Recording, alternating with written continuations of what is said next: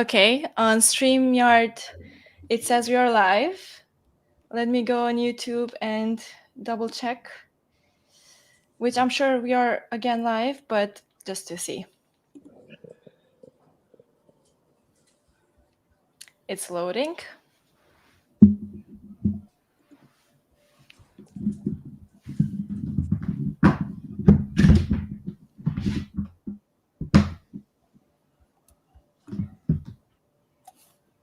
Dun, dun, dun. Yes. Okay. Hello, everyone. BMN and Sono are the first people who just commented on our YouTube stream. Hello, guys. Welcome. And for the rest of you who are just watching or listening in the background, welcome back to the next Built on zGasing live stream. And today I'm joined by Ulash and Farhat from Clave team. Welcome, guys. Hello. Thanks for inviting us. Hello. I just remembered that a colleague of mine did a stream or something like that the other day, and he was playing a background music, and it was so nice because the background music was very low, and at the same time it was like being there and not like having an awkward silence, which is okay, but yeah. Okay, so today we're gonna build a smart passkey wallet with the Clave team implementation. And before diving into all of that, the technical things, I want to get started by with a simple question on give me some background data, like what do you do? How did you start with Clave? What's the journey before Clave? What did you studied or what did you work before, so that the audience get to know the builders behind the Clave wallet? Yeah, I would love to. Yeah. I can start with introduction. We have been working on Clave for a bit more than a year. And before that, with the same team, we have been making third-party development for other NFT projects, DeFi projects, or some kind of traditional projects, so that we didn't set up our team for Clave. We had a good synergy for years with most of our teammates, so that we loved working together and we were looking for a product that we can build together. And this product need was making a real world impact that we can reach lots of users and change their daily habits. And when one of our friends from team came with the idea of Clave, we loved that and wanted to make a proof of concept in a NEET Global Hackathon. Then we had been the finalists. We have reached lots of people with Clave. You're going too fast. 1 second. I will turn back. Yes. Okay. So bring me back to that. Like a friend, like a colleague of yours did something, an implementation, or like a theoretical part of the passkeys, maybe, or the implement, or what? Like, what was the initial story for that? His idea was basically turning the mobile device into hardware wallets. Then we start experimenting how we can do that, how we can utilize secure enclave or passkeys or account abstraction. It was the early days of account abstraction, so we made lots of research and it ended up with current Clave product. And a year later, we have a fully functioning wallet that you can just open it with your Face ID or your fingerprint, or I don't know, like, well, for me, it opens with my Face ID or the 1Password thing. And you said before you were doing the basically outsourcing or like working for different projects and stuff like that in Web3. When did the journey in blockchain development started for you guys? Again, with most of our teams, we met in ITU Blockchain, which is the first and biggest university society in Turkey, maybe even in the world. We started by learning together, recording some educational content in YouTube, making lots of hackathon projects or the other projects, and these student works turned to real work projects then. Oh, Farhad, you're muted. Oh yeah, sorry. Ulash invited me to join the student club like almost 3 years ago, and we started joining hackathons together to build up the synergy between the team. Like since that day, we were working together on different projects. Ulash was working on a DeFi project that time. I also joined there. We started building together. That ended up with a ETH Global Hackathon. Then we built Clave. It went like that. So, Farhad, because you didn't give a background for yourself, you just shared some bits. Because I do remember myself, I think I was in 2022 in Turkey for a ZK Day event, and I did meet a couple of people from the Blockchain University group. And I think some of the people that I met were from the Clave team as well. Yeah, I remember. I guess you have been in Manta. Yes. There were a few events. Yeah, I was in privacy protocol earlier. So what about you, Farhad? So did you study computer science before you joined the group for blockchain development in your university, or? Yeah, I was studying computer engineering that time. I just graduated this year from the university. But that time I was studying maybe in the second grade or something. So we were kind of doing some blockchain stuff on the student club together. I also did some internship in other companies that time. I was working in a different Web2 project before, then joined Meta as an intern twice before like moving to Clave. That time, the like Web3 was kind of like a hobby for me, but after launching such a great project with the teammates from the Clave, like Clave was an amazing project idea like 1.5 years ago for me. So I started fully focusing on blockchain, Web3, and started building Clave. This is amazing. I love it because it looks like, hey, there was a group of people from like 3-4 years ago trying to learn, starting with very simple things like showing up consistently in those workshops or events and just helping each other out until you get to be in a position to build something very meaningful. And I love it. I think this is what's very important in all of those local communities in a way.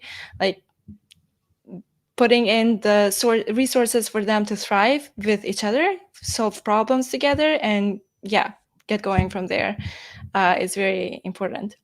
I just shared a link on the comment session that shows the guide in a way that I will be following later on. But yeah, before moving forward, I guess we can start with a guide to read it through, and then I already have cloned the repos that I need, so I might share the screen now. And just heads up for everyone, when I get to share the screen and I get to run the commands, if I'm gonna go out of the stream because of my computer or something, I'll come back, don't worry. You will have the Farhad and Ulash with you talking, like keeping you company and everything else. But yeah, let me share the screen now. Dun, dun, dun. Yeah, I think it's a great tutorial to ones who want to experiment our smart contract stack or build their product that use Passkey for transactions or need an embedded account model in their projects on zkSync. So Yeah. I'm excited for this project now.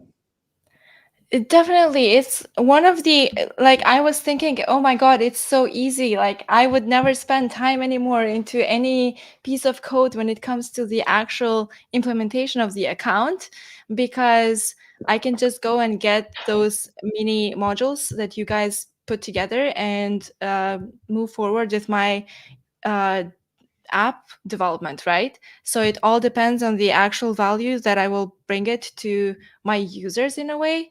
And what about the, let's say, the mechanism behind them using the application and interacting with the application, and yeah, having all of that value be streamlined through these features in a way, in another perspective. So I'm very excited to dive into this implementation because it gives developers different perspectives. As I mentioned, it's not anymore that hard to build your own wallet, a smart wallet, which has like different signing methods like Face ID and stuff like that.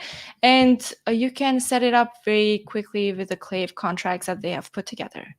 But yes,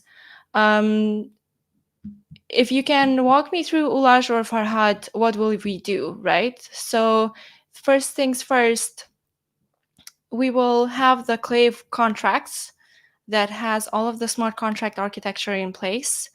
And it's mentioned in the article on the tutorial that it's pretty similar to the 7579 ERC,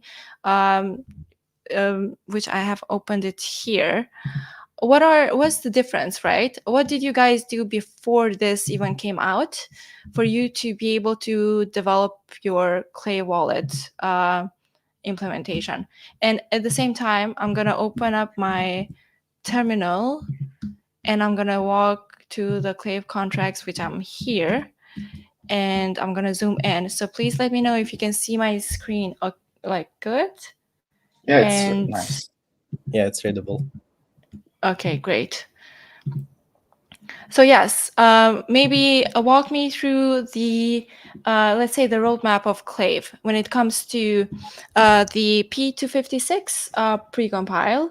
How did that go, and who developed the precompile earlier? And I think two members from the Clave team are the co-authors of it, you, Ulash, and Dogan.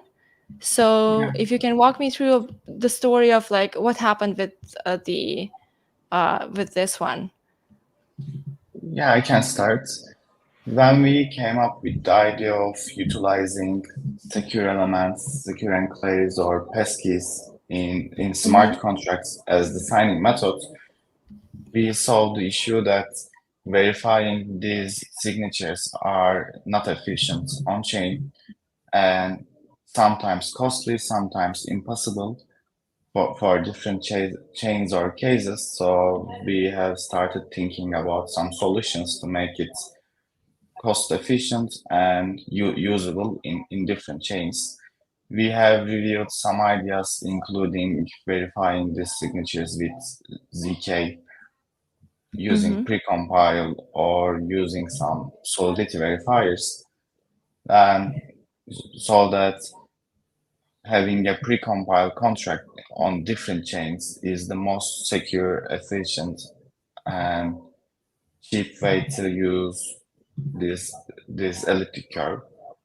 Then, So firstly, this we have elliptic, what does the elliptic curve do? Like the SecP 256R1, like I don't know how to read that, but yeah, if you can like give us like just an idea of what does that elliptic curve do that enables us to have those passkey functionality via contracts.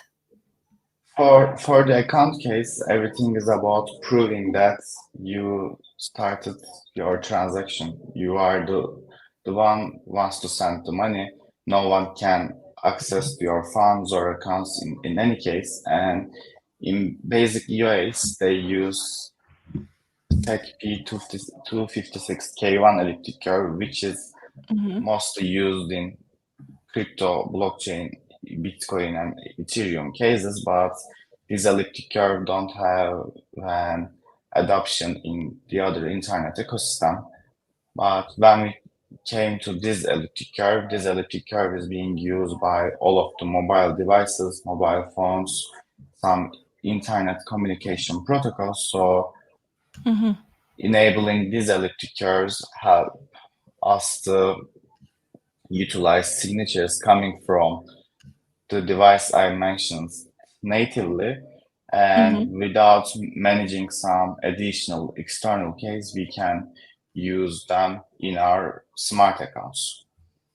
Okay. And in Clave contracts case, these R1 elliptic curve signatures are coming from the passkeys, and we can use them to sign our transactions and then verify it on chain. Okay. So before diving into each contract and stuff like that, what did this implementation of the R1 curve, let's say, that happened from that you guys contributed, enabled basically the whole Ethereum ecosystem in a way, right? So let's say the zkSync native account abstraction is there for people to go and customize different ways of how they can build their account. But what was the difference when this precompile was available on the protocol on zkSync for people to be able to use this elliptic curve and then integrate the two in between, right? What happened there? How was Clave able to contribute on this elliptic curve implementation and then integrating it with the precompiled contract on zkSync? If you can walk us through that. And also at the same time, let me know if where should I go on the code so that I can kind of see some things while you talk when it comes to this integration in between the precompile, the elliptic curve on zkSync. Okay, 1 second. In the helpers section, you can see a contract called verifier color. In helper session, a contract code. Where is the helper function? Yes. It's in helpers here. Okay. It's the verifier color. And using a precompiled contract in a chain requires protocol change than relevant hard fork. With this change, and starting from the hard fork, we can call the precompile address to interact with the precompiled contract and utilize their outputs. Our team has been mainly worked on coordinating the rollups and rollup developments to implement the precompiled contract after standardizing these between chains, because the worst thing is each chain have different implementation of the same feature. But with Desire IP, we have the same specifications, the same precompiled contract in every chain and in the same address, so that the developers and projects can use it more easily. And in zkSync case, we had it, I don't know the version of the hard fork, but we had it a few months ago, and it version requires 20. Sorry? It's version 24, I guess. Yeah. Oh, yeah. And what is this? The passkey validator. Okay, we were checking the verifier caller, right? Which I can see that it has this signature array for R and S values, basically for the how is it called? I forgot the name of the curve, right? The R1 curve. And where is this used in this case when it comes to the contracts perspective? You should make more low-level function calls to precompile contracts, and these contracts help us to give the message, signature, and public keys in more easy and readable and usable way, and calls the precompile contract for us. And the precompiled contract code is not here because it runs in the client level of the blockchains. Okay, let me go back to the tutorial, right? So in this case, we are seeing that the Clave contracts basically implement these mini modules that we will see later, right? And you mentioned that these are similar to 57579 smart contracts, but in a very slightly different interface. And this is the reason behind it is that Clave was ready for production before the standard came out. What's the state on this one? Will Clave be integrating with this CRC 7579 later on, or they will just continue to have their own architecture on how they did it before? This standard is actually designed to use directly on EVM with maybe 43, 37 ERC standards, but there is a great ecosystem that smart accounts can utilize and share stacks, different modules or hooks together. As mentioned here, when we start build our accounts, this standard was pretty new and it was risky to use and share some features with that, but we are now researching about making our accounts compatible with the standard so that some modules or hooks designed to be used with 7579 standard can be used and also with Clave contracts. It's a research topic for us, and we might make our accounts compatible with the standards. Meanwhile, it's also following the zk-SNCC native account abstraction, which is very important and key requirement for us because zk-SNCC is coming with huge, powerful skill set with account abstraction. Can you walk me through what's happening in this figure when it comes to the application of Clave, and how does it generate the key pair and the signature, so that when we go to the code, then we go through all of these steps and we see all of the contracts and stuff like that? What do you want? Maybe Farhad. So when you create accounts on your device, it means that you are generating a key pair inside your device, which can only be accessed by your password or by your biometrics, and it stays in the secure element of your device. And as seen in the picture, it's accessed by the biometric O. So during the signature generation, you provide your biometrics to the phone, and it gets your account details inside the phone. It means that your private key, your encrypted private key is extracted somehow using your biometrics and used for signing transactions, and then the signed transaction is prepared and sent to the network. Simply the summary of this picture is that. So without your biometrics or without knowing your passcode and having the phone itself like next to you, no one can send the transaction on behalf of you. It means that it's kind of secure as the hardware level wallets. And since you don't know your private key, like you cannot extract your private key from your phone, it has a better security than the AOAs. And that's it. Nice. So maybe now I can go on the code editor and I can see, before diving into the actual every contract that I just opened here, I can maybe open the MVP deployment file that you guys prepared for this stream. And before I even dive into the contracts, I think I didn't run the npm install. So let me just do that. There is also the README file here that I can see. And basically what I did earlier is that I followed the instructions that to get started, we will clone locally the Clave contracts.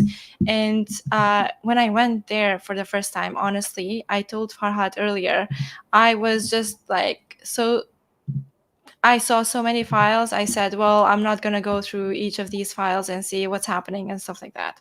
But then when I went through with Farhad later, things were coming back together and I could understand what's happening, especially with the MVP example that the team put together.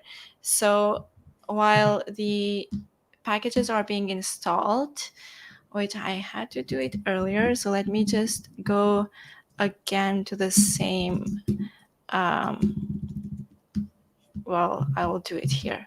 Yeah, as you mentioned, there are lots of contracts to read, but we prepared a small version for deploying the base Clave wallet in your own device, your own computer. So it's just Yes. some of the contracts that's needed for the base implementation. There are many other modules like implementation, some helper contracts that you can also access from there.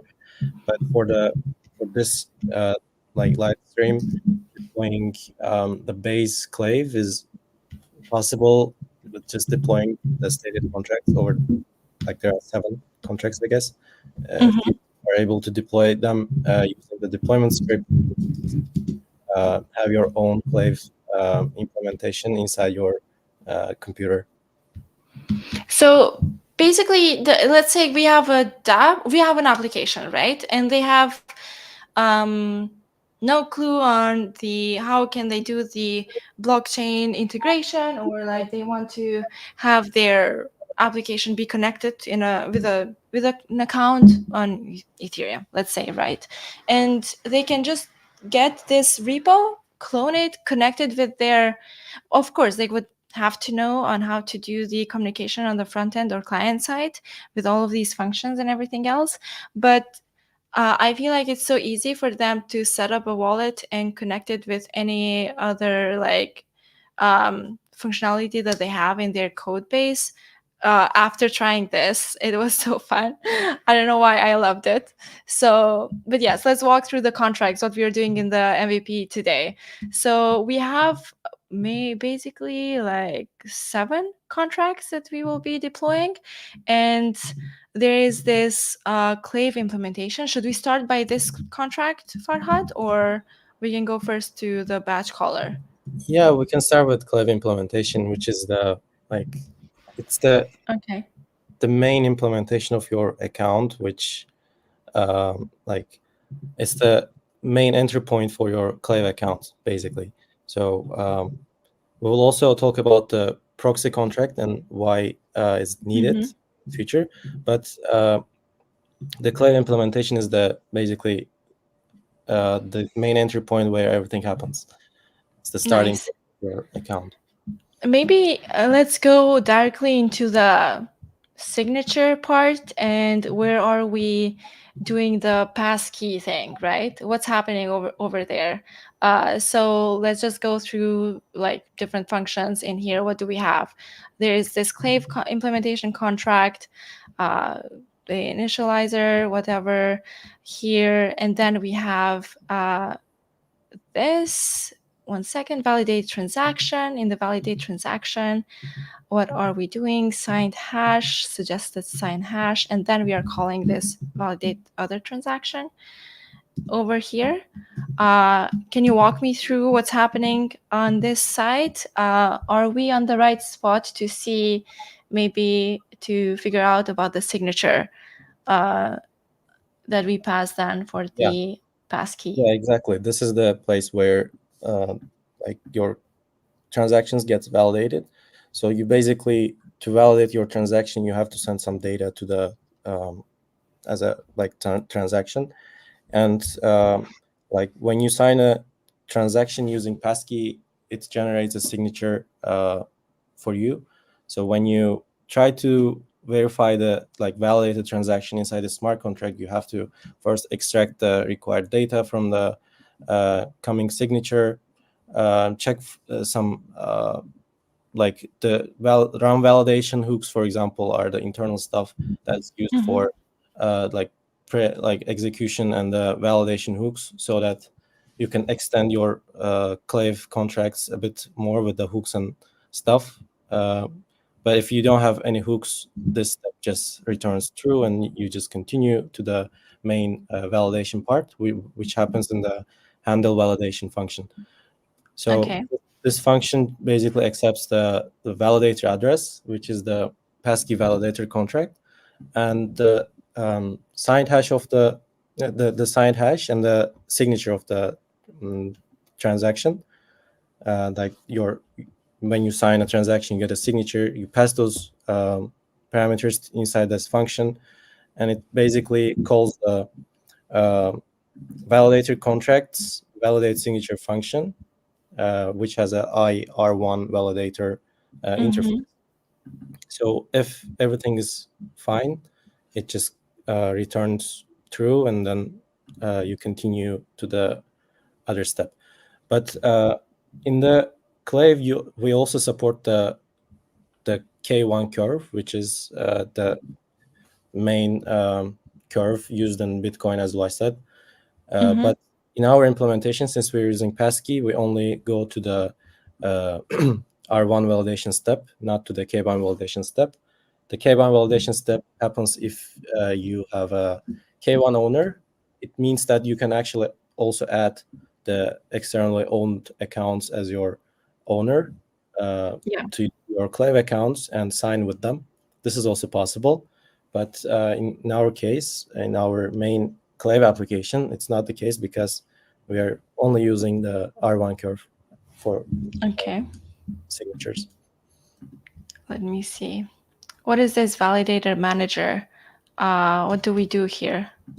So I guess this is the where we call the all of the types of signatures that that Clave supports, right? When it comes to the implementation, then. But on the validation handler file, we are currently using only the IR1 validator interface. In our case, yes, but this validation manager helps you adding different validators to your contract. It means that you may have different validators inside your account. Like you can have 5 different validator contracts. And during the validation step, we go through all of those validation steps and check all of those. And if one of them returns true, it means that your signature is true. Like you can have multiple validators, as I said. Nice. Okay, so let's go back to the For example, you can check some of the validators. There is passkey validator, which is used for passkey signatures, and there are EOA validators. There are TE validators. And isn't passkey validator the R1 validator? Yes. So this one that you are calling here, the IR1 interface, right? It's actually, just if you want to see the implementation, you can go to the passkey validator file. Passkey validator, okay, onto the validators folder. This is where the actual thing happens when it comes to the data, let's say, what's happening with the signature and stuff, right? Yeah, so as you can see, there's a P256 verifier address inside the contract. This is this is coming from the RIP 7212 that we talked before. It's it's used for it's the address of the precompile contract. We are basically calling that contract inside this contract. Yeah. It might seem a bit complex, but it's basically some contracts calling other contracts. Yes, like a middleman to basically pass on some specific data for different, let's say, signatures. I can see this Android client data suffix, let's say, for any time when the source that the data is coming from, if it comes from this, then something else happens, right? These hard-coded values are for some gas optimization in our case, because when you try to sign a transaction inside the Clave app, we know some expected results for the client data and the authenticator data. These are some components of passkeys, basically. Like we know the outputs of those stuff, and instead of doing some mathematical stuff like conversions, like byte concatenation and stuff, we just hard-coded most of them. So if the signature is coming from the Clave app, we just simply have some optimizations where the validation is happening on the validate signature function. But if some unexpected signature comes from the client side, it gets validated on the validate fat signature part, which also includes some client data and other stuff, as far as I remember. Are we Yeah. talking about this validate fat signature whenever there is another type of signature coming in that is longer maybe than 65 bits? Yes. Okay. So for And example, this one, for example, in our case, when we finish our implementation today after live stream, when you send a transaction from the client side, since it's not the main Clave application that you send from the mobile, we will generate a fat signature on the client side, and we will validate that signature. Okay, that's good to know. This is where it gets interesting, because I was thinking when I created the account by the end, when I was testing things, I was thinking, should I use an existing wallet? Should I not use? Then I created a new one. And then, this is a good to know, because the signature that you said coming from the mobile is 5 bits, right? And then there is another type coming up from the web browser that you just mentioned, right? So that's the difference between, that's why we are doing this, the fat signature, basically to handle those two cases, or in this case, only the web browser on the MVP example. Yeah, and the fat signature, you have to like do some more checks, like prepare some additional data, which consumes a bit more gas. So we did some kind of a small optimization over here. Maybe this one, client data. I don't want to go too much into details here, but just to these are all additional things to do. Yeah. Okay. Yeah. Let's go back. Okay. So we went to the passkey validator thing. Is there any? Well, let's go back. Right. Validation handler. Let's go back again.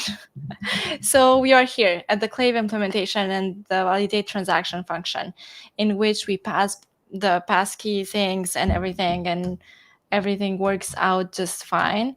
As when it comes to the MVP example, should we go through all of this and see if there's something else that might be interesting to know? Or I guess we are done with this part of the handling the validation for the passkey. Yeah, I think validation part is much important than others. Like if you can validate, the rest is just executing the transaction, which can be understood. There's nothing magical over there, but this maybe we can show that Clave implementation follows the Casing's iAccounts interface, which is the native account abstraction interface, and these functions are actually coming from this native account abstraction, and we use them in the way that we can also enable modules, hooks, and custom validators. So I can see it here that is like iClave account, which is an interface, and then it sends me here. What's happening in this case? It's just to standardize how we use hooks or modules or validators, and also how we standardize zk-Sync's native account abstraction in real use case. And can you go to iAccount one? iAccount. So basically, 1 second. It's not opening for me. Let me see. No. Maybe the dependencies are not installed yet. Okay, no problem. I was just planning to show which are the functions which we can see them in this interface. case.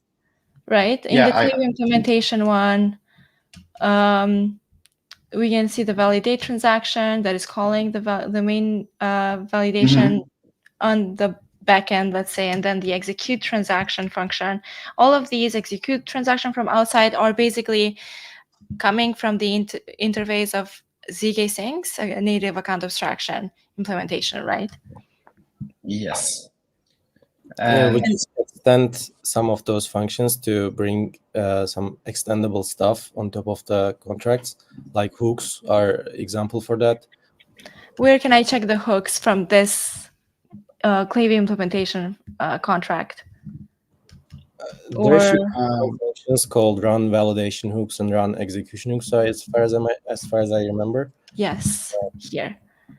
yeah, but So now any hooks are used in Clave accounts now, so we cannot show a hook example, but we have set it up the hook managers and hook executions. So if one day we want to decide on adding a hook to our accounts, we can easily add it. And yes, so what do hooks play? What role do hooks play in this case?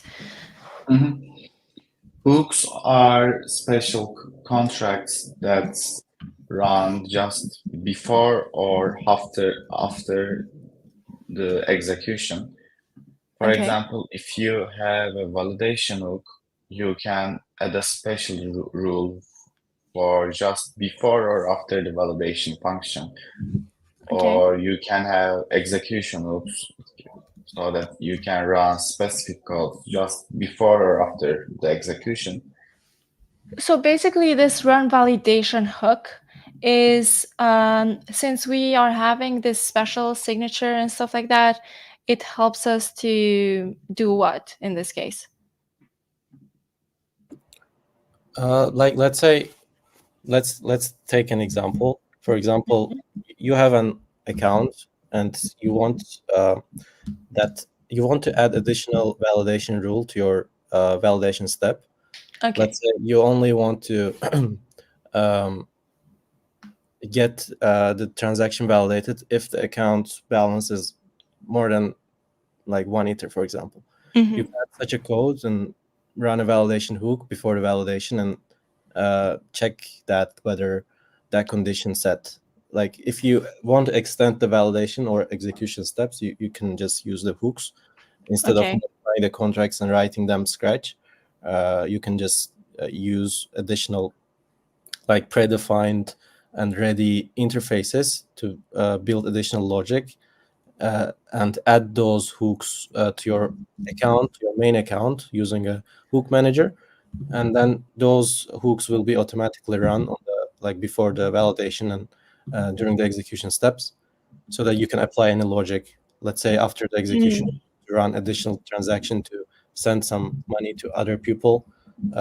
You can apply any logic inside the hooks and just And when it comes to these contracts that we have on our MVP, in which one of these are we implementing any hook? For example, the what was it when it comes to sending the batch transactions, or is that a hook, or that is just like the hook in this case is only for the signature, right? But not for the other parts of like interacting with it on the contracts perspective. not for this signature specific, but it's But in our case, you are using the hooks only for the validation part, right? and also the execution part. But we don't have any hook right now, but like because the base implementation doesn't require any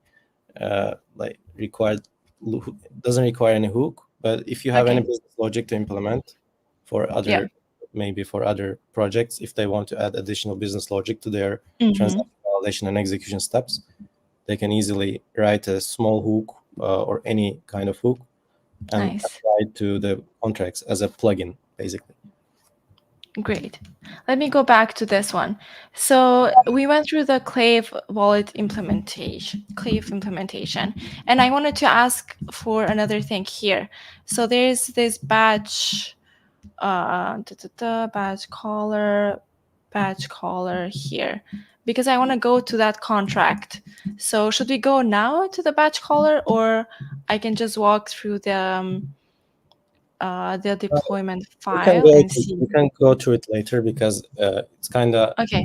batch transactions. If we have time in the end, we can just see what's happening inside that contract, and we can also implement a small batch transaction example together. Great. Okay, then. Since I'll go back to the tutorial and we'll see if I missed any other step or something like that. I ran the npm install for both packages. And then on the background, before this live stream even started, I set up my private keys and stuff like that. And I will do the npm run compile. And then while this command runs, this is the client. I'll go in here. While this command runs, we can kind of, don't judge me for my Node version things. Just, ignore that. Hopefully everything will run fine and we will not have any problems. In the meantime, let me go back. Let me stop sharing the screen for a little and let me go back to the live stream to see the comments and to see if we have any questions to respond while that command gets running. And we have so many comments. Okay. I can see we have Porter. Sama is doing a lot of comments. Mad Max is here. Zahir. Okay. Rafi. Hi, Rafi. GM Rob, Porter. Let me go. If you guys have any questions, please just add them here and we will come back when we wait for these commands to run. But let me see if there is something interesting. Okay. Nice. Okay, they are having fun. No serious questions whatsoever. Let me go back on Twitter to see if everything is okay on that side. Dun, dun, dun.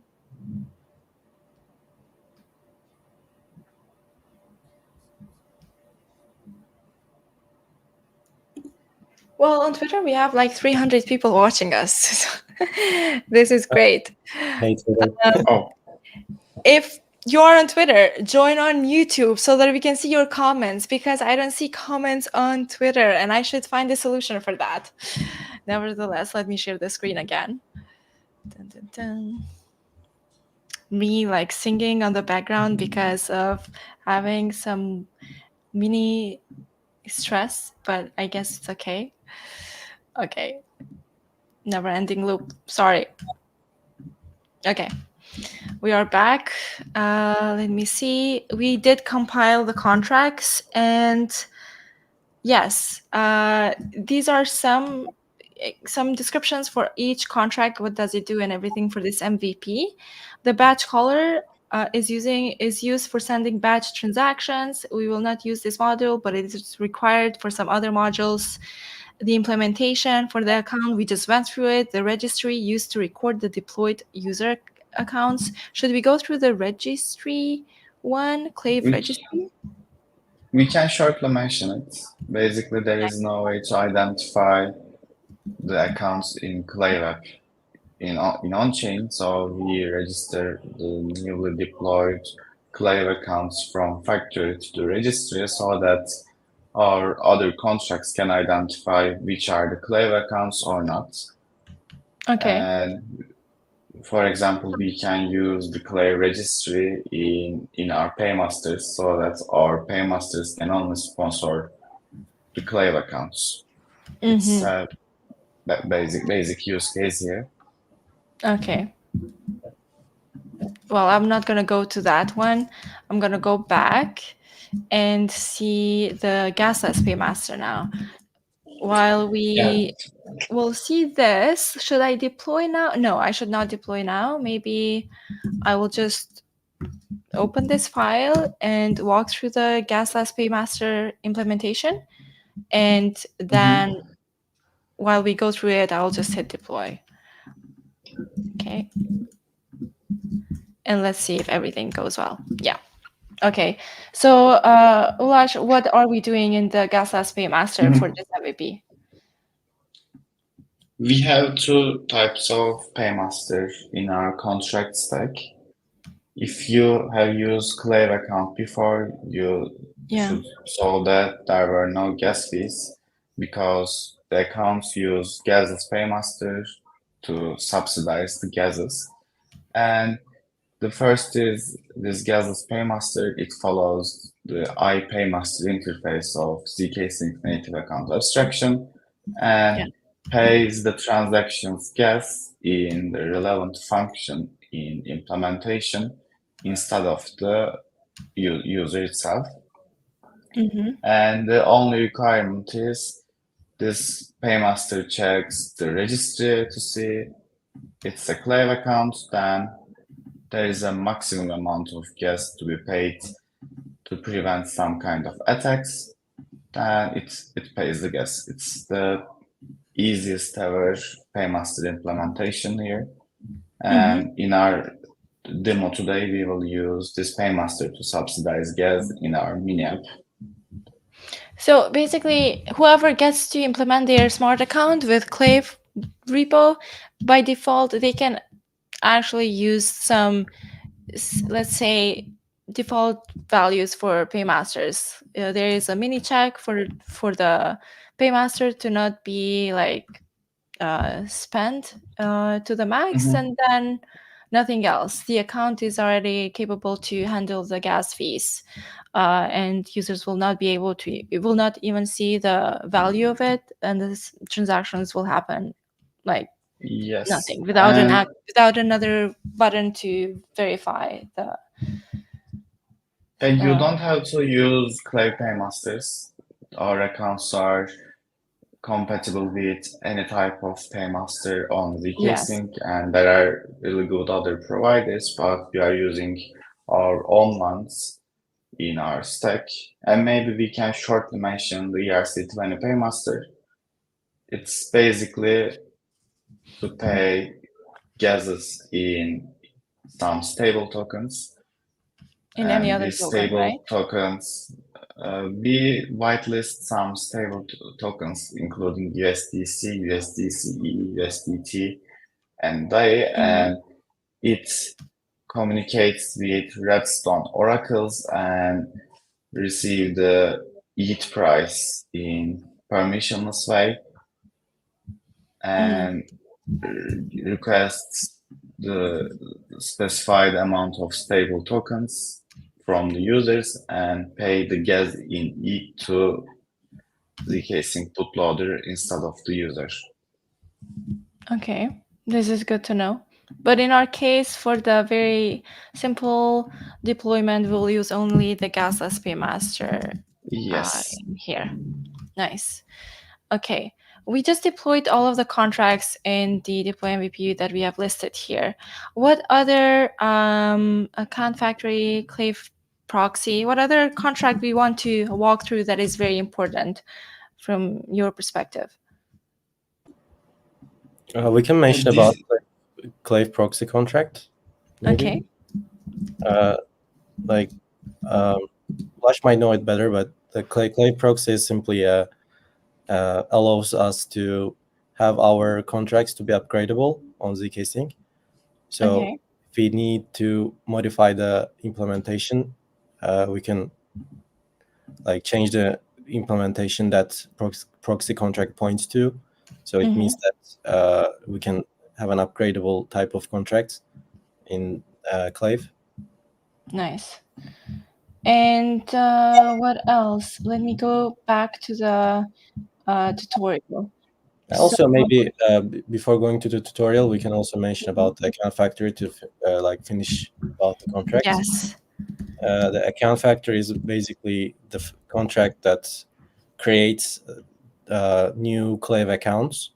It basically deploys the Clave account by getting the parameters from outside. So there's a function called deploy account, I guess.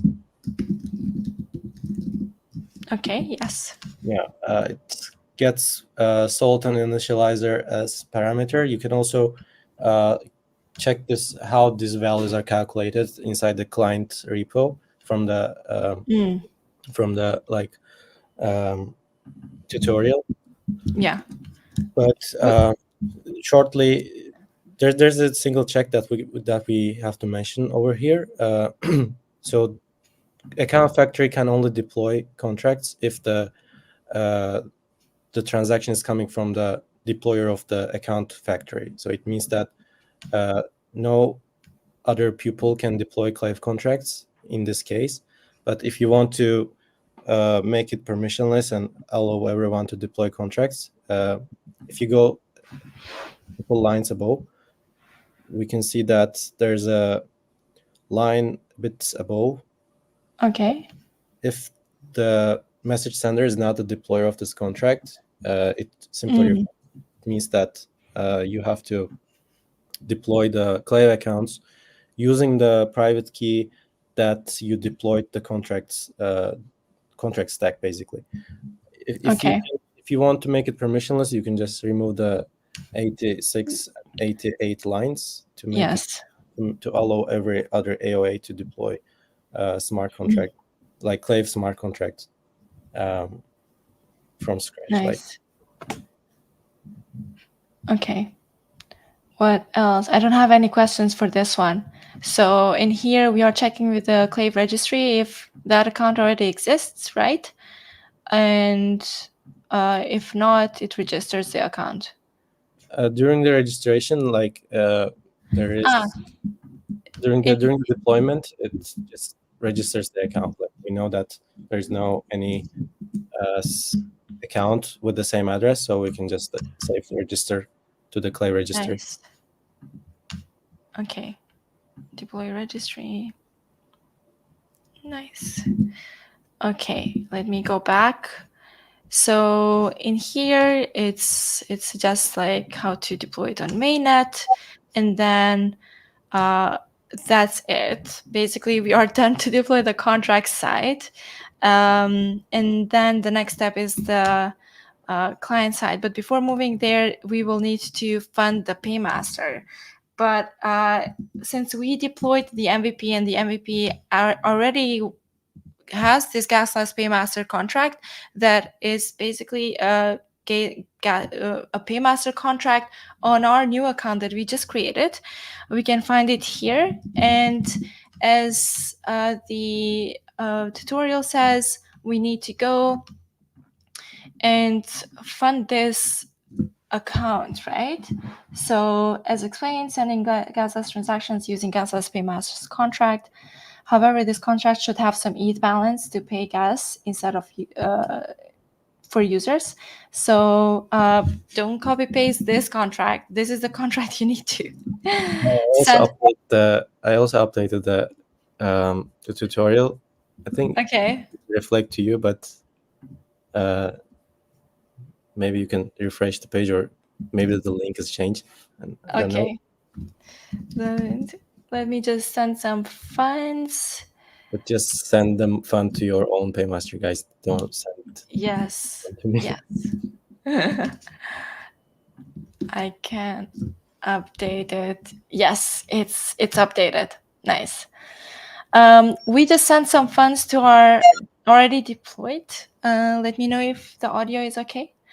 Yes. To already deployed paymasters. And what do we do next? We set up the client repository.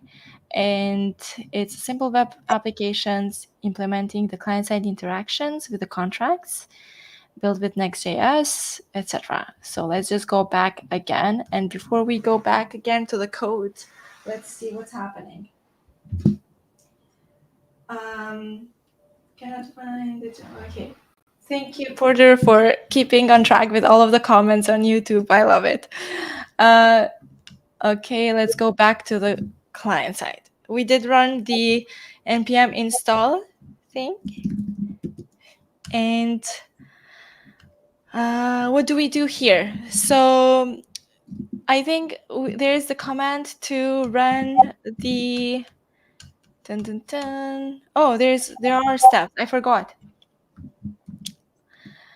Okay, we did install the packages. The client side is built using Next.js and a couple of other libraries. One of the most important ones are the ZiggySync ethers and the ethers one, since we are gonna use those libraries to interact with the contract side.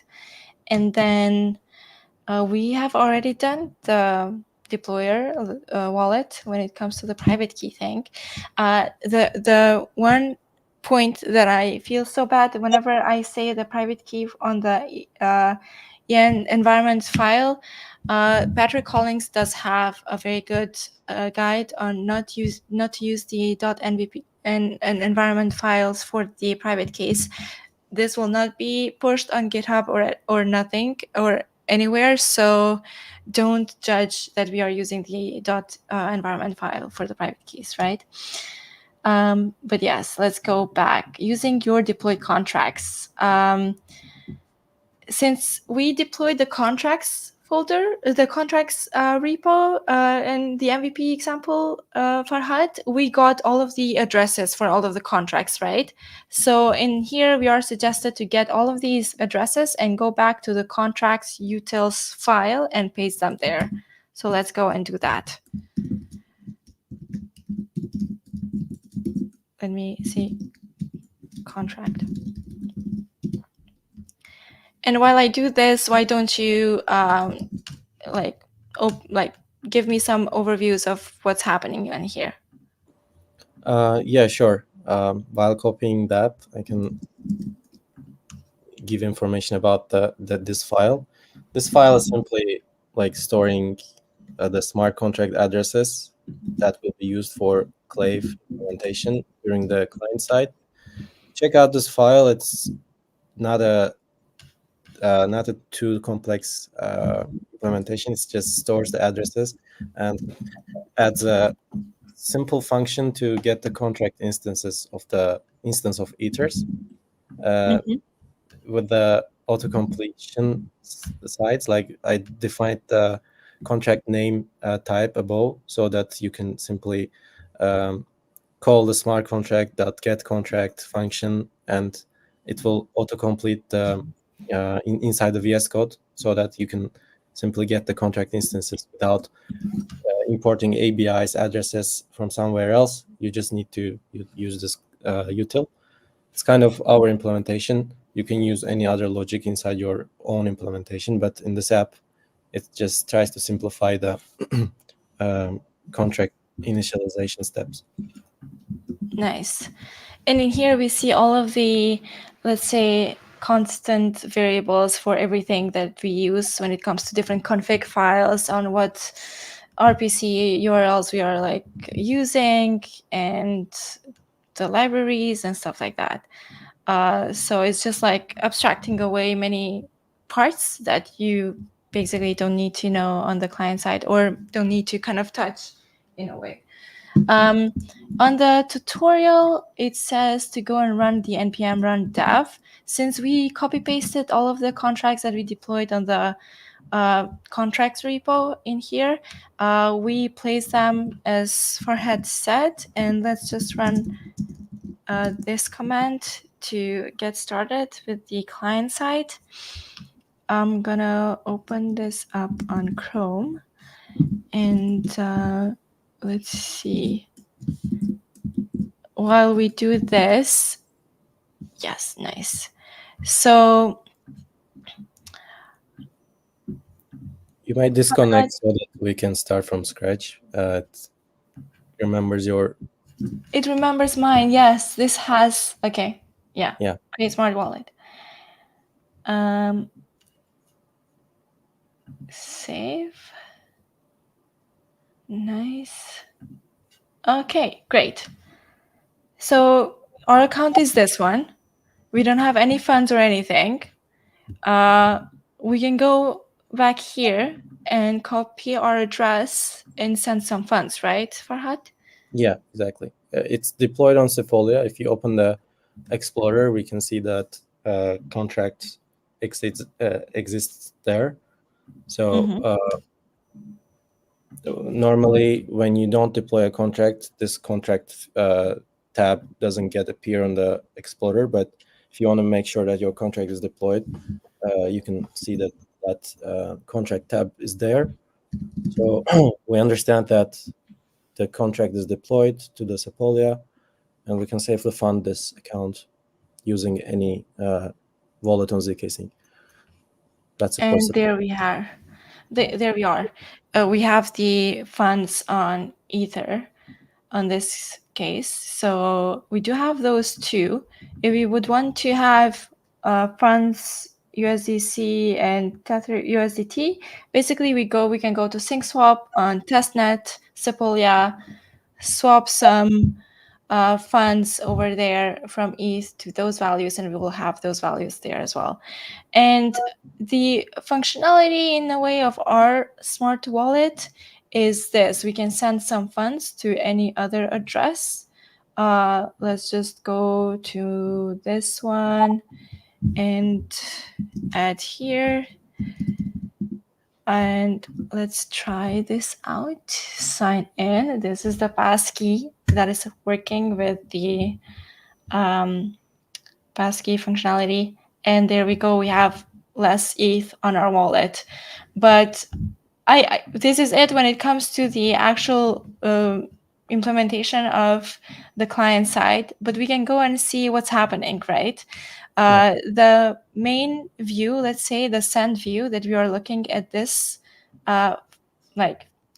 site at this page is here. And Farhad, what's happening on here? Because there's a lot of things that are basically abstracted away. I don't know if I can use another word for it, but this is how I feel it. Yeah.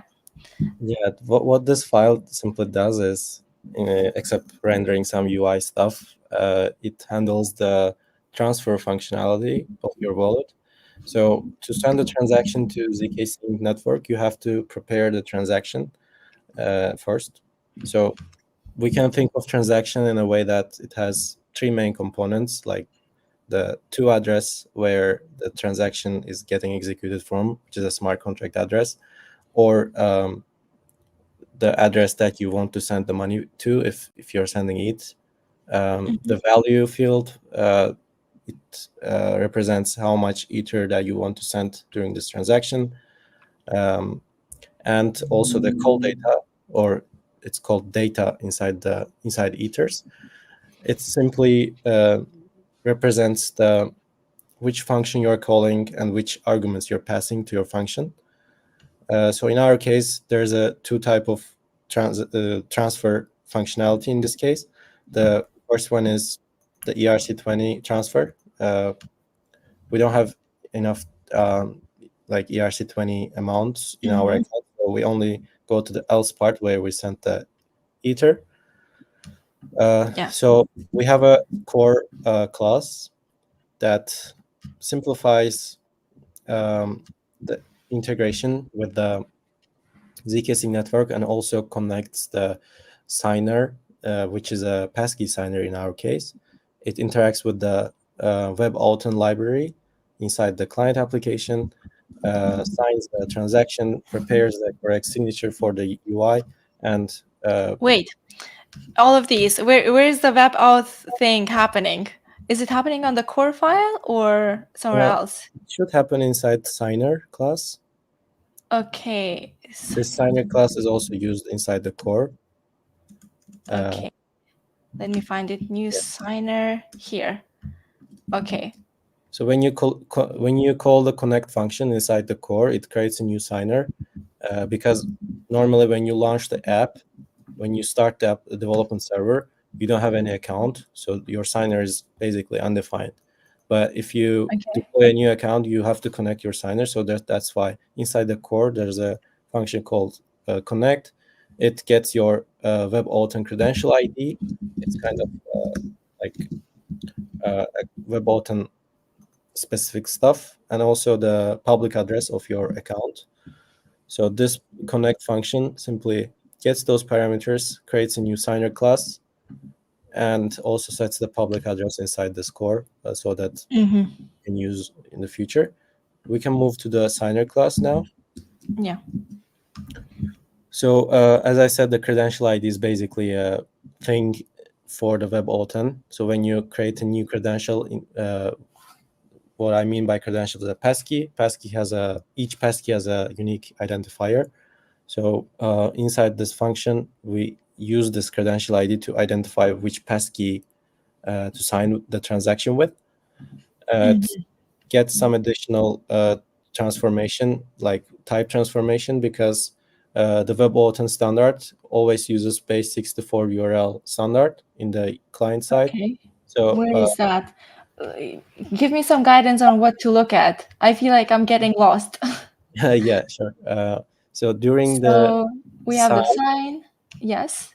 we call the WebAuthn.authenticate function. Mm-hmm. So you can go to WebAuthn to understand what's that first.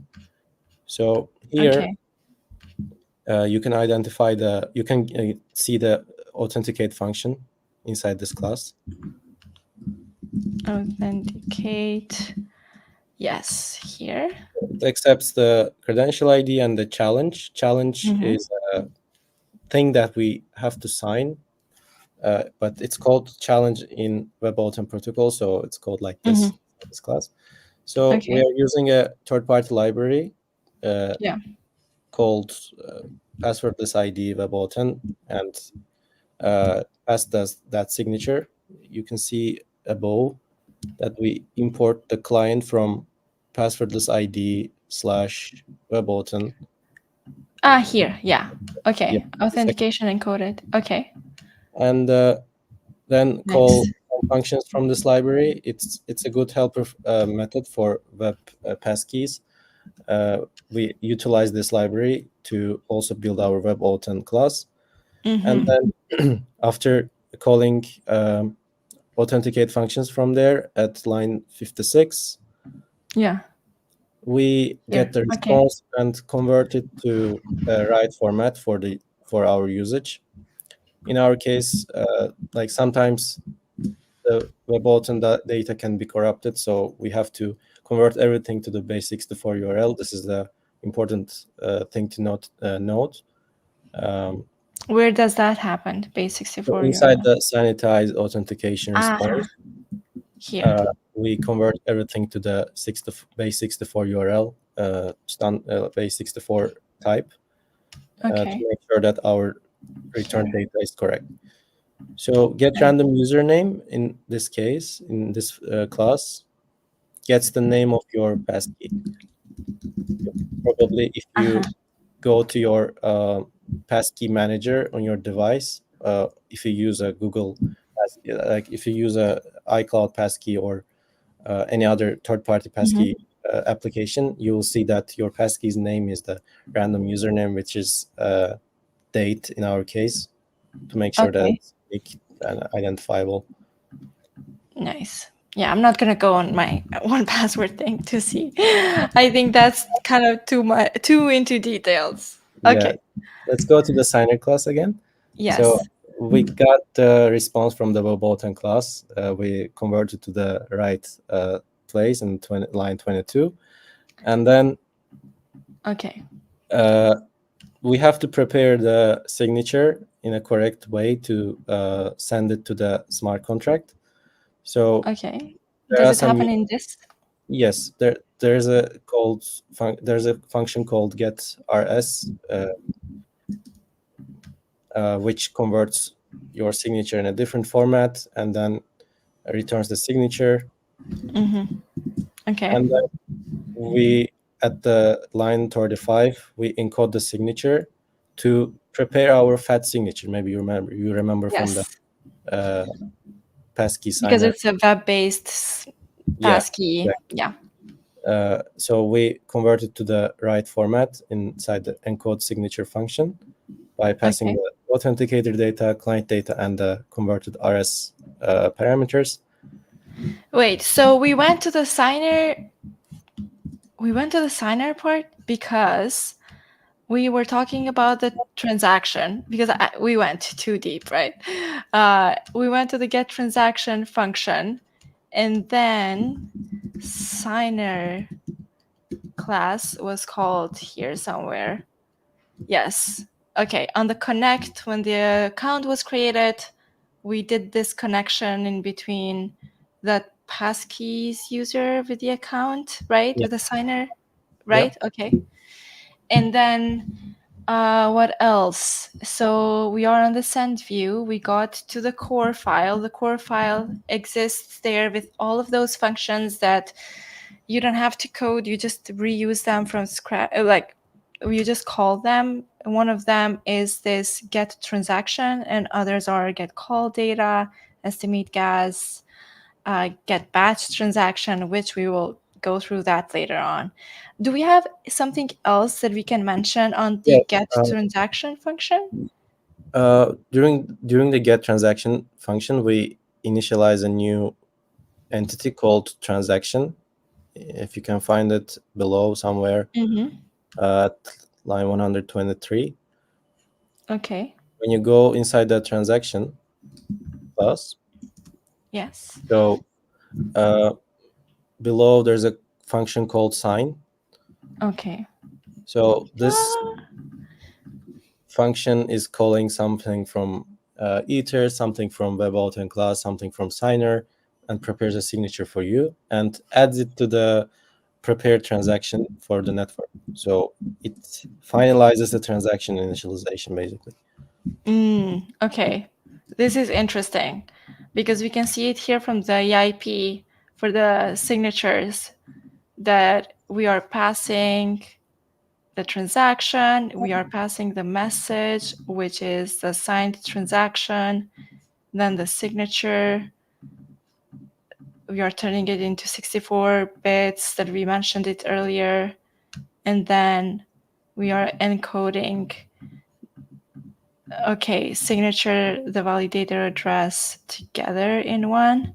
This is required because a smart contract, when validating the signature, it gets the validator address from the input, so that it understands which validator contract to use. So in our case, it's going to be the passkey validator contract that we deployed before. So we also initialize this inside this class so that we append that address to our data before sending to the network. Okay, so we go back to the send view, right? Let's just go back to where we started. We are in this page, and on the code, we are on this page as well, because this is where it's rendering all of the front-end side.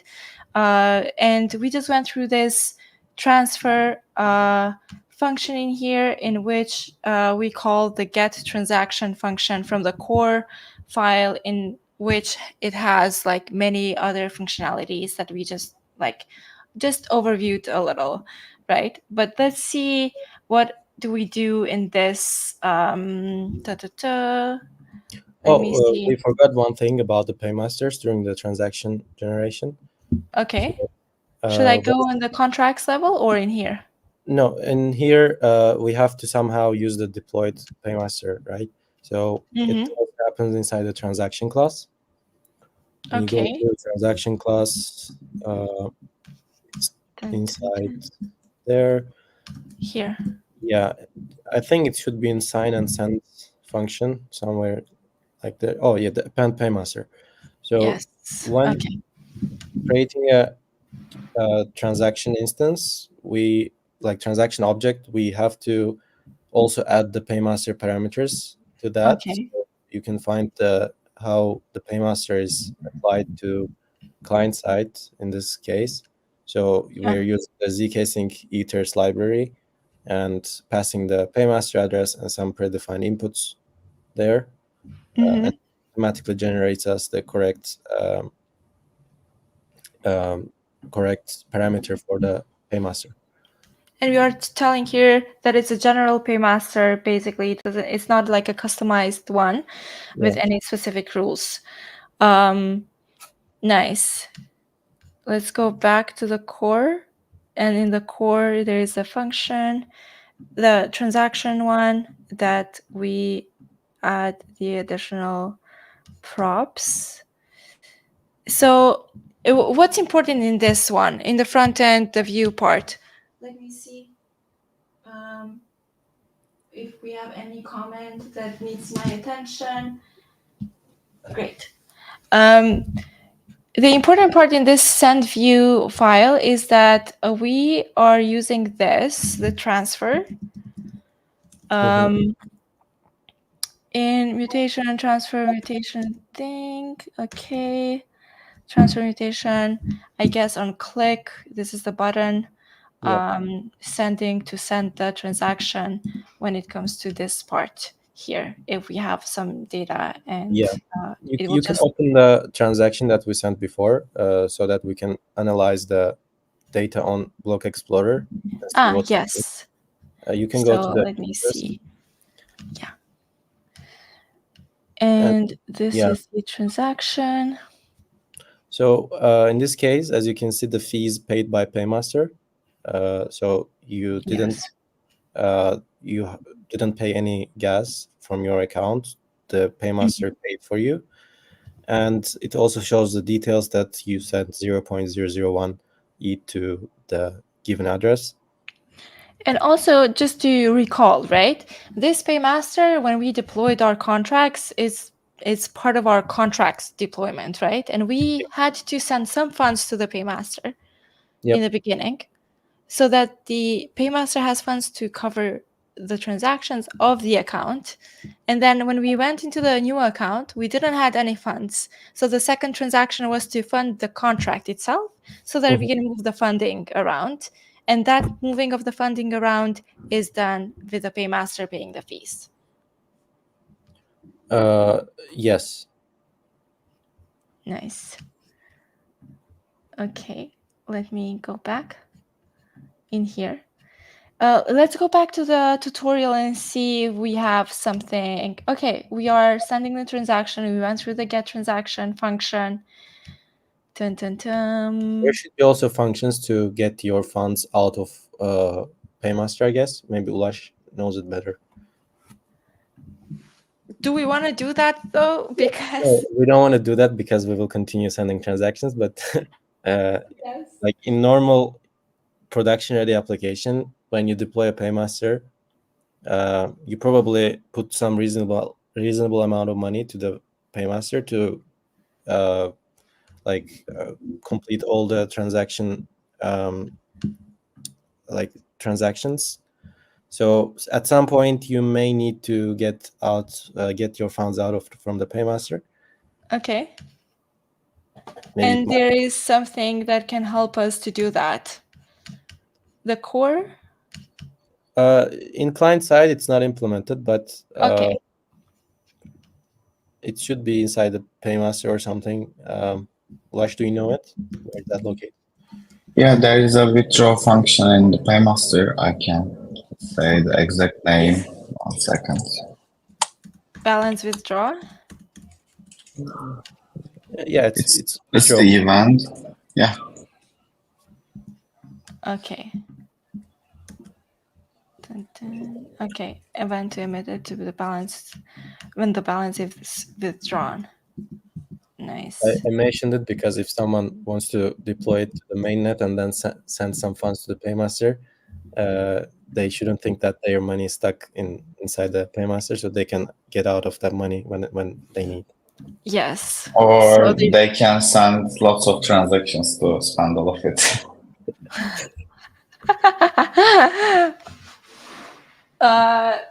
So there are two ways, right? The withdrawal function to get the money out, or transaction, like get transaction function to just move the funds out of the contract. You mentioned this, right?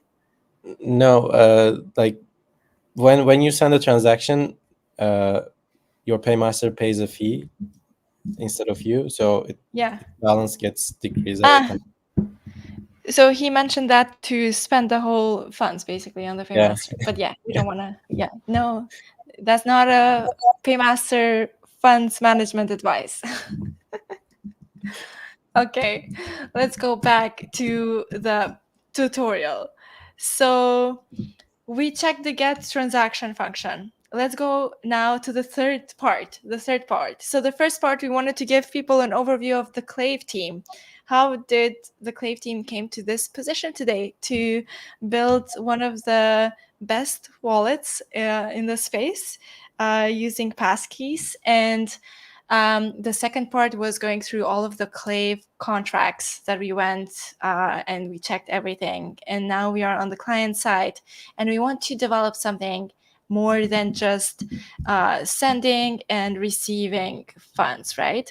So I was asking Farhad earlier and Ulash, I was asking like, hey, what can we do like in the live stream, right? We have to code a little and things like that. So, well, as you can see me, I'm using the Cursor Cloud AI thing, and I was just wondering like, how did they implemented that page? I went through this, and basically I didn't have time to prepare earlier, so I just used AI, and in 15 minutes I created that, batching transactions and sending them in one go. So I guess I'll just do that while we talk, right? So in order for me to do the batch transactions functionality and add it on the website, I'm thinking to have like another button below, Farhad, as I showed you earlier. Let's hope now my prompt engineering will work fine. And then based on that view, we will have like a very simple inputs where we can add more transactions into like an array, and then we can execute in one go.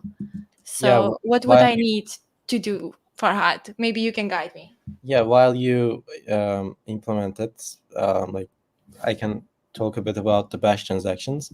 Bash transactions are the thing that makes Clave a key, like strong account abstraction wallet, because bash transactions are used probably most of the places of real Clave application. We use it for like we use it in swap feature, we use it in earn feature to simplify everything to one click. This is possible with the bash transactions, as I said. So what bash transactions do is they are combining all the transactions that you want to send into a single transaction, and you sign the transaction once to send multiple transactions. So let's say you want to swap a token to another token, you need to approve the swap token first. You can do multiple transactions by approving all of them together, like by approving all of them separately. This is done with the AOAs. But if you have a smart contract account on zkSync, you can also do the bash transactions, and that's why it makes it much more simpler. It makes the transaction sending process much more simpler. In what other use cases would the batching be very useful other than the swapping that you mentioned? Yeah, for the earn feature, for example, in our application, you provide liquidity to different pools to start earning. So during that liquidity providing, you also need some different kind of transactions to sign. If you try any like dApp available in zkSync, and if you have an AOA wallet, you have to complete 3 or even more transactions. Clicks. Yeah.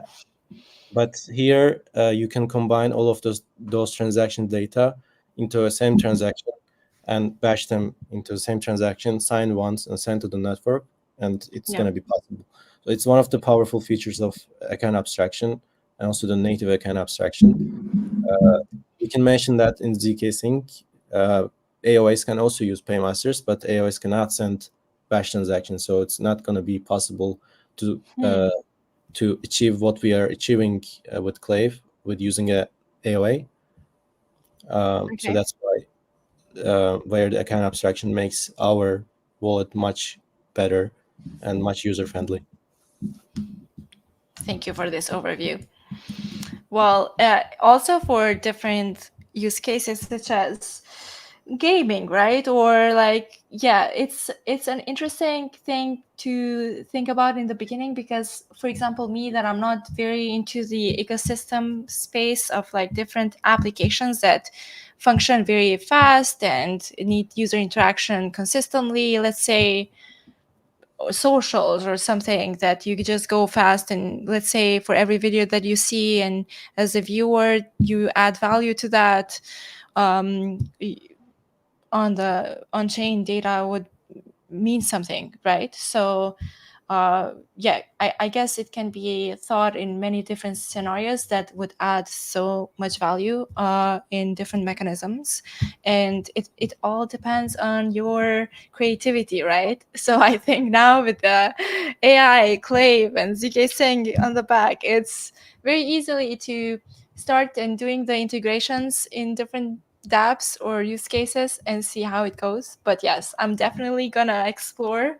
I do have ZK Sync Era builder Jamie, and if he's watching, I appreciate him sending messages and suggesting different mini ideas on what to do with AI and ZK Sync and different APIs that we have. So can't wait for that kind of topic or like those content pieces to come soon. But yeah, let's go back to the send view because we are running out of time. Like we are here for the last hour and a half, so I don't want to keep the Clave team so long. Ulash, are you surviving over there? Is everything good? Yeah. Feel Do I free look to unmute sleepy? yourself. Feel free to unmute yourself and just add reactions by voice, please, because I'm not seeing your Yeah. face anywhere. Okay. So we want to add a view on this to batch transactions into one like transaction. And I just asked AI, I said, hey, I want to add a new page like send view, but in this case using batch, how was the function in core, in this case using this functionality. I set up the script for the view side. While it generates everything, we will go back, and the goal is to have another view, and then we will see how that view is connected to different files so that we can run it successfully. Let me see. Dun, dun, dun. It generated the scripts for Vue.js, I believe. It's not a React. But please use the same as send view .tsx file structure.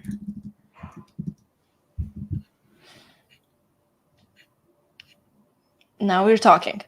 yeah. Okay. Well, it's being generated. How are you guys? I know, Ulash, you're still in Argentina, right? Yes, I'm attending the Aleph event. How was the Aleph pop-up city? The Aleph, well, Aleph was the full name of the pop-up city, right? Or the It's hackathon one? Aleph Crecimiento is the general name, Yes. and I love the atmosphere here. There are great builders, great Argentinian community, and a huge ZK Sync presence. So it's good to see these all and observe things.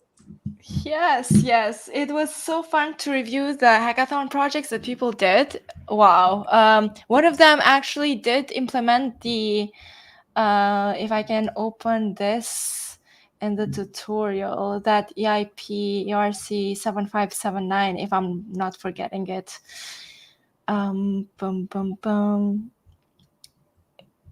Yeah, 7579 in one of the hackathon projects. And I love that the Clave team, I talked to one of the members that, well, we started discussion for this use case, but also there's a need for these modules to come faster so that they could use and build the native accounts.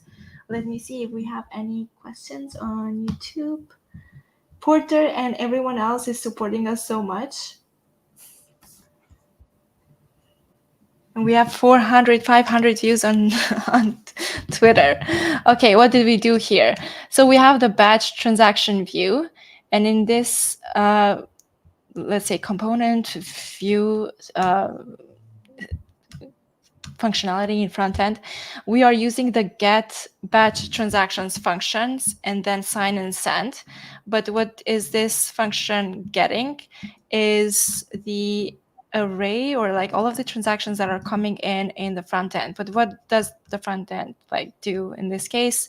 There has to be like some input transaction, update transaction. The update transaction function goes and basically if it added the same view as earlier that I tested, it adds like a mini box with different inputs, and then you can add another box so that you can add another transaction. So this update transaction function does that. But the most important functions are these, right, Farhad? So the same way as we went through the get transaction function, there is the get batch transaction. What does this do?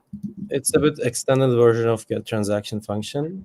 It's simply getting more transaction than one and combines them into same transaction. So to do this, you have to sum up the values of all transactions that you want to send, bring up all the call data and the like function names and the arguments that you want to execute, and also combine it with the batch caller address that we deployed before. We can now look at the batch caller contract. If we go back to the contracts, right? Yeah. Batch caller contract, yeah. So it's simply accepting and in this multiple calls and calling those functions one by one. Okay. There's So nothing wait, over there. there's nothing special. Yeah. So we are just adding that batch caller to the to value. The to value in this case, we are passing it to the get transaction. And then the encode data has all of the transaction maps, Yeah, all of the transactions mapped. If you can open the ABI batch caller, like line 142, if you just command and click it, as you can see, the data that you have to send to the smart contract should be in this format. Target is the address of the contract that you want to execute the transaction from. Allow failure is where whether you want the transaction to get reverted. Like normally we set it as false because we don't want any transaction to get doesn't get executed. So value is simply the ETH amount, and the call data is the same as the get transaction function. So when you go back, as you can see, when we prepare the transaction, we map through all the transactions we have created in the UI, setting the two values, the value. Wait, I'm lost here. Yeah, sorry. Yeah, exactly.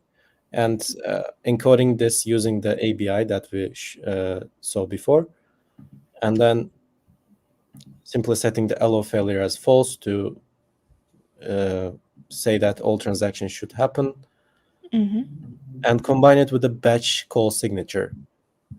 So what batch call signature is that it's defined above. It's simply we're telling that we're calling the if you open the batch caller contract, there's Let me go back here. Yeah, there's a function called batch call. That signature is when we define it on the UI side, it's a hard-coded signature. It defines that we have a function called batch call, and it accepts some kind of input like call data array.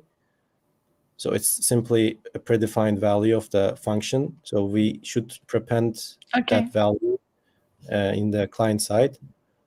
We should prepend that value to our call data so that the smart, like the whenever network the get understands. transaction, yes, gets it, it will basically know that this is a batch. This is a collection of transactions that will be executed, right? Yeah, there might be other kind of implementations, but this Okay. is probably a bit much more low level. But Yeah. it's kind of like difficult to understand for the new developers. But I think it makes much more sense if you understand that the function signature is basically telling the network that which function you're calling, but which parameters. And if you prepare that to your call data, you're telling the network that the point that you want to point to in the network. So in our case, it's batch call function with an ABI that we saw before. Okay, here. So this is it from the core side. And then in the batch transaction view file that we just created, we are calling it and we are passing all of the transactions that we have on that batch, right? And then we are calling the sign and send function, which I'm not. It's the same as the normal transaction. We just packed all the transactions that we want to send into one transaction and just acting as a regular transaction. It starts acting as a regular transaction when we combine all the required data and addresses together, and just continuing the way as we did before, just a normal e-transfer. We're just doing that. Yes.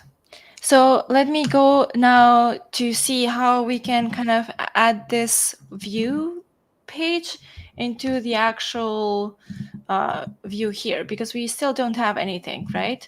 So in order for us to do that, let me just go back and see where this is being called. So there is this, we can just add the, well, let me see how is it exported. This is okay. Yes, nice. Export this one as well. And then we have the wallet view, and we want to add in here the other page, which in this case is the batch transactions. Dun, dun, dun. And then do we have this on the page? We don't. So we will add batch transaction in here. And then we have not imported the page. It's here. What else? Let me see. I think we are missing something more. You also have to put that link to the navigation bar. So it's located page tabs on it, I guess. Not nav bar, but page tabs, I guess. Yeah, page tabs. This page tabs, yeah. I'm getting tired. Clave team will hate me after this. They will be like, hey, I'll be on every time you have other initiatives we don't want to join because you took 3 hours of our day. Okay. Let me see. Oh, we have batch transactions. What is this view? Oh my God. Let me see. Enter data optional. Okay. It added the data field. Okay. Let me Maybe you can make it more fancier with the AI so that it fits. Of course. This is so fun because one day I just took this another transaction. Okay. I just took this editor and when I sat down, I couldn't go up for like 4 hours, or I don't know. I went a little. And then I said the next valuable thing that is very important is the energy management of myself. Otherwise, everything can be done. Let's see if this will be successful. Otherwise, we will have to go ask AI what happened. Just now we had, okay, it's done. We just did 2 transactions at the same time with the batch, with the get send batch transactions function. Let me see how it was called again. It's a get batch transaction function.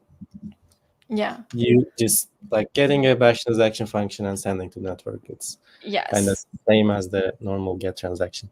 With the multiple ones. So Yeah. And you can paid do by it. Paymaster. You can do it. You can do even more. Like you can do 5, 6, 7 Yes. transactions. Oh my god, this is like With the well, network person. let's do this. Whoever can who wants free Sepolia? Who wants free Sepolia ETH? Let me know in the comments on YouTube, right? Or I don't know. And then we'll see. But let me see if we have any other comments.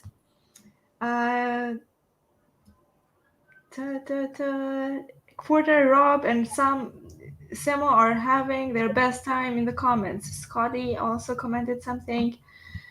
And let me see the vibe on Twitter. 1 second. Definitely, I need another like screen with another computer for me to see what's happening. Well, we have close to 500 people watching us on Twitter. This is amazing. When Clave SDK? Sarah is asking on Twitter. Well, it's a good question. The Clave Really SDK. good question. Clave SDK is actually ready as a closed source project inside our repo, but we're not open sourcing it yet. Okay. Like some of our client modules are not open source. We're using it internally, testing it, whether it's possible to have better, because the industry is moving to other libraries like VM and Ether6, but our internal implementation and also this client application implementation uses zkSync version 5. So we may probably need to upgrade it before releasing it in the future. If we decide to release it, we probably need to also implement other versions, because the migration from the Ethers 5 to Ether6 is a bit like painful. Not painful, but you have to change all the types and stuff. Yeah. That's why like releasing it as an open source project needs some time. So that's of course. I feel like the team has done so much progress. I think we should not expect everything to happen like in a year, right? As long as it's functional and it's working and it's onboarding people, I think that's one of the top priorities in a way. But yeah, Ulash, how was your time? Like, give us something. Yeah, I think our account stack will be generalized between the Elastic chains and zkSync Era, but we should time, as you said. We should give some time and come back to our developers and our users, because things are getting so much better, like with a very fast pace. Yeah, I think it took so long to come to here. Now things will accelerate in a way. But definitely, I think this was so much fun. At least I had fun. I hope you guys did have fun as well. And thank you so much for putting that MVP together in such a short notice in a way. We talked last week with Ulash, and yeah, I was like, hey guys, I was just, sending a message and I just agreed on the date, and then I let you do the work. But I appreciate your time and your energy and everything. I'm so happy that we got to connect, because it's been such a long time that I'm planning these out, right? So I thank you a lot, both of you. Happy to be part of it and waiting the next one. Great. Yeah, so I'm also happy to help you to implement. It's the first time we are publicly showing how you can implement your own Clave in your own device without needing a Clave application. And now, if you check out our GitHub repository, you can see the client application, and the Clave contracts. So you can play around with that. Let me share that. Wallet, maybe you can also add additional features to the like that repo, make it more fancier. you can play around that, just fork it, clone it, and use it. Oh my God, this was so like I'm telling you, in a few minutes I did another feature with AI whatsoever. I'm not like suggesting it or anything, but development is going very fast, so play around. And by playing around with these repos, you learn a lot. You learn about the zsync native account abstraction implementation, how Clave is abstracting away many things, and definitely there are other topics that we wanted to discuss around zk email as well and the ens domains. Let's do another one. Let's do another one in 3 or Okay. 4 weeks or even sooner, right? So that we can go maybe up until then things get move like and get to be like usable and everything, so that we can even like do another use case, right? It would be great. Whenever you want. Yeah. Thank you everyone who joined on Twitter and on YouTube. We appreciate it. It's Friday. Happy Friday and have a great weekend ahead. And thank you again, Ulash and Farhad, for your time. Loved it. Farhad, I think we are best friends from now on. I will just, now I will just DM you all the time and talk about ideas and things. That's me. Yeah, I will leave you, like I will not spend more of your time because I feel like I put you in a tough spot for preparing for this live stream. So now I kind of will go to all of the other members of the team and do things in an indirect way. Okay. Thank you again. Have a great Friday. And yeah, let's meet async on Twitter or on other socials. Have a good night. Bye.